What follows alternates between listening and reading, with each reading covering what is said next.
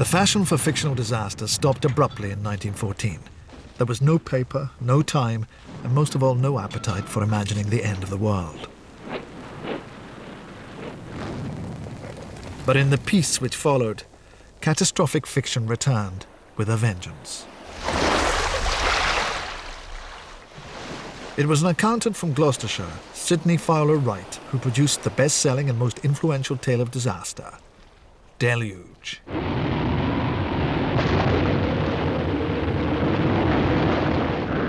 In the novel, published in 1927, massive earthquakes alter the contours of the Earth, and almost all the civilized world is flooded.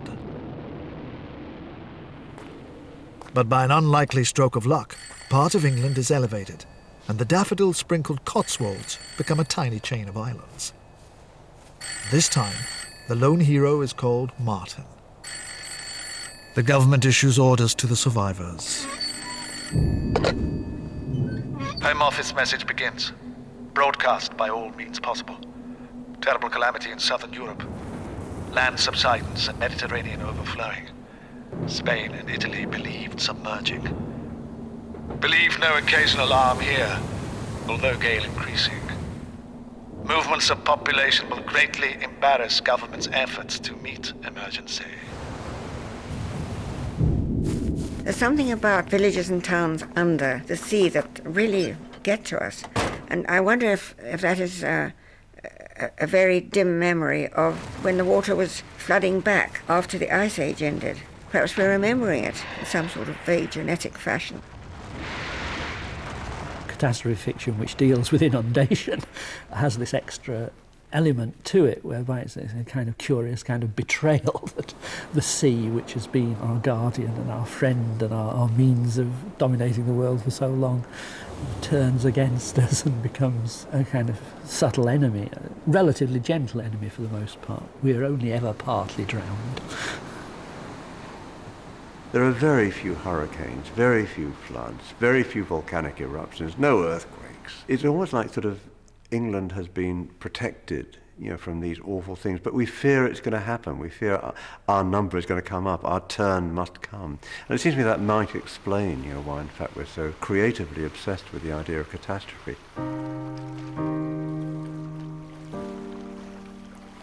Amid the chaos, Martin becomes separated from his wife and children and presumes them dead.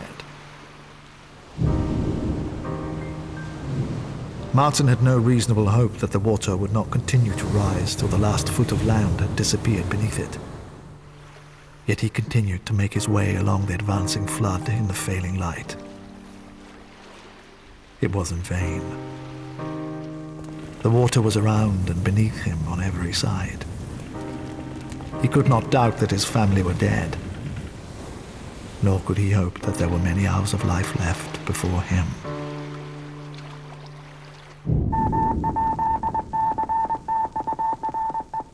Hollywood snapped up the new bestseller, and before long the world's first disaster movie was underway. The movie moguls soon made an international hit out of Fowler Wright's novel, his story dubbed into a dozen languages and transplanted, inevitably, to America.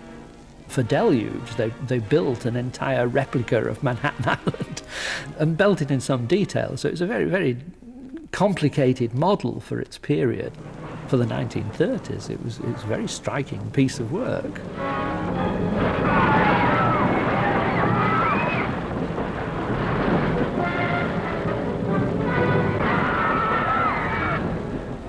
The film and the book expressed one of the great fears of the modern age, that we were more vulnerable than ever.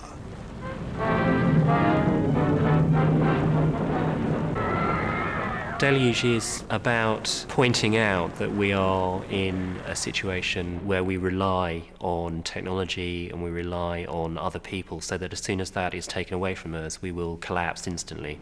That the whole mechanism of society is too sophisticated in some ways to be able to survive a catastrophe.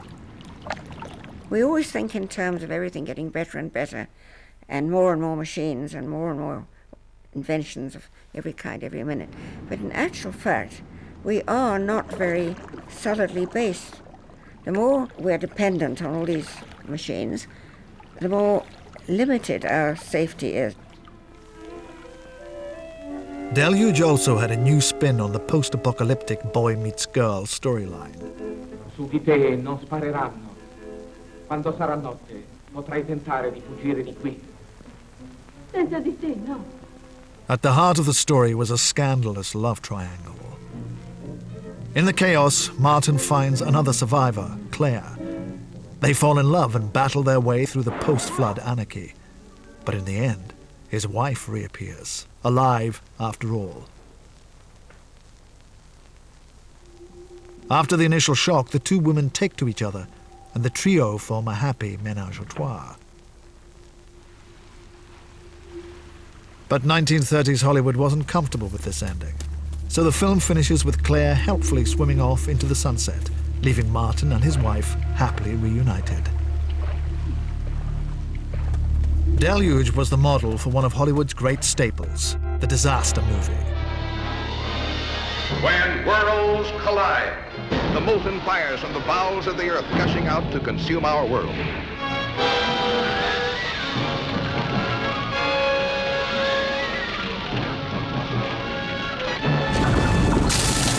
From then on, audiences worldwide would be thrilled over and over again by predictions of future apocalypses, almost always set in America, no matter who wrote them. New York has been repeatedly ravaged by giant waves, most recently in The Day After Tomorrow. British audiences have enjoyed such blockbusters, but we are not satisfied by spectacle alone. We don't like disaster stories in the way Americans do. If you look at something like The Day After Tomorrow, the Ice Age movie that came out of Hollywood, that's all about the big explosions and society collapsing. What we like is what happens the next day. It's almost the scrabbling around in the ruins, the putting things together, the getting back on with it. That's our story.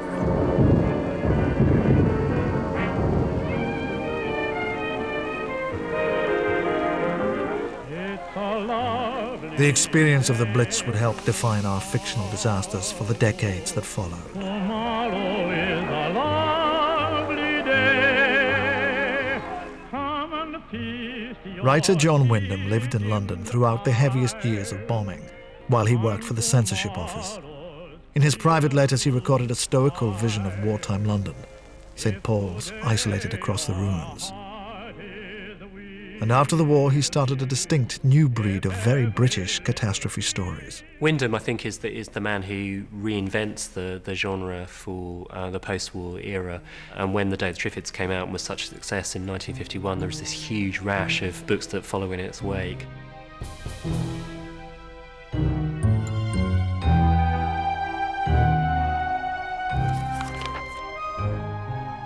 Wyndham spent much of his life after the war living in the prosperous village of Petersfield, Hampshire. He was a reserved and quiet man, quintessentially English.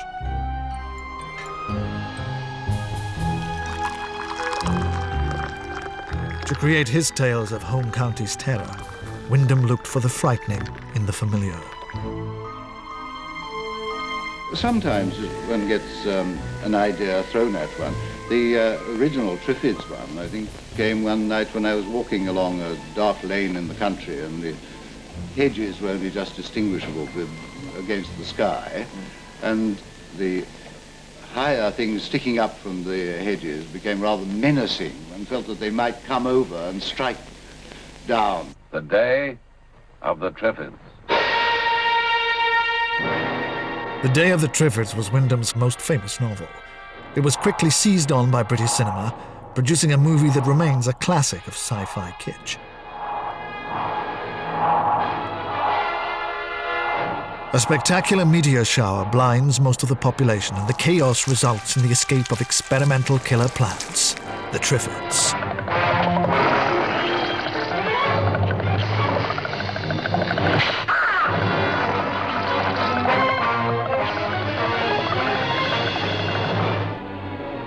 The hero, Bill Mason, wakes up in hospital to find London a city of the blind. Miss Jameson!